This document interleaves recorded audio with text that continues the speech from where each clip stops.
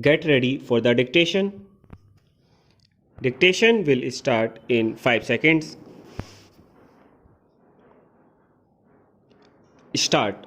Sir, before the House adjourned for lunch yesterday, I had started speaking on the Essential Commodities Amendment Bill.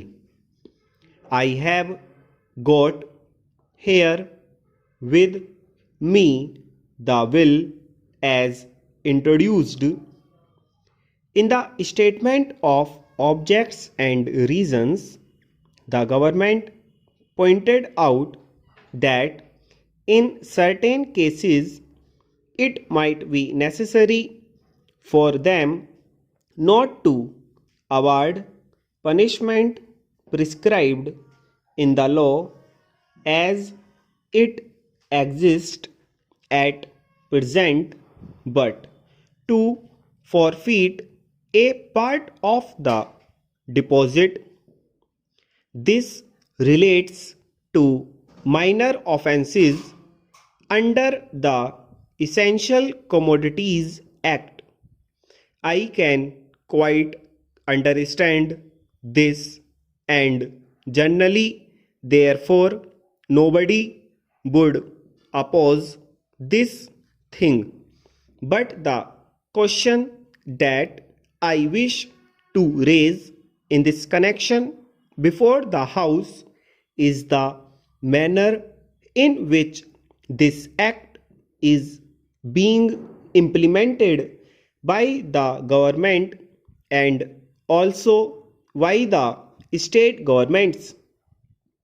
I mention the state governments because here is a measure which is sponsored by the Ministry of Food and Agriculture, and in regard to many aspects of which I believe the central government has concurrent jurisdiction, but much is left to the states.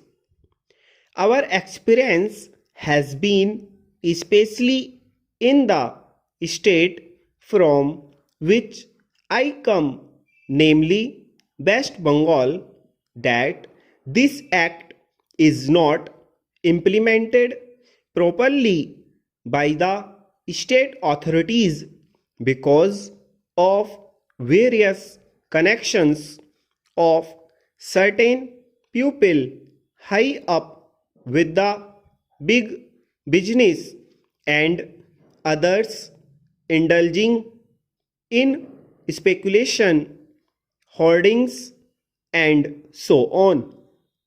The result has been that whatever should be done had not been done. The central government has got powers under this act to make rules, to give directions to the states, and to supervise the manner in which the particular measure is administered by the states. We found that much that should have been done was not done. What is the use of talking about punishment of the small fry? Certainly, if they are guilty, they have to be punished, and the smaller the fry, the minor should be the punishment.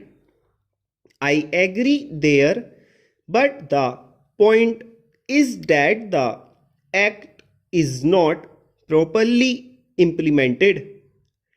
We should like to know from the government as to how many cases have been started under the Essential Commodities Act.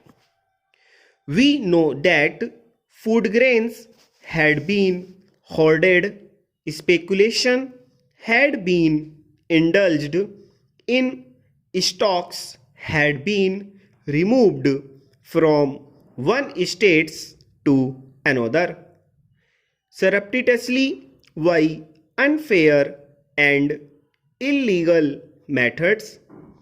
These should have attracted the attention of the Essential Commodities Act. The act was passed in this parliament with a view to putting a check on speculative rise in prices. Stop.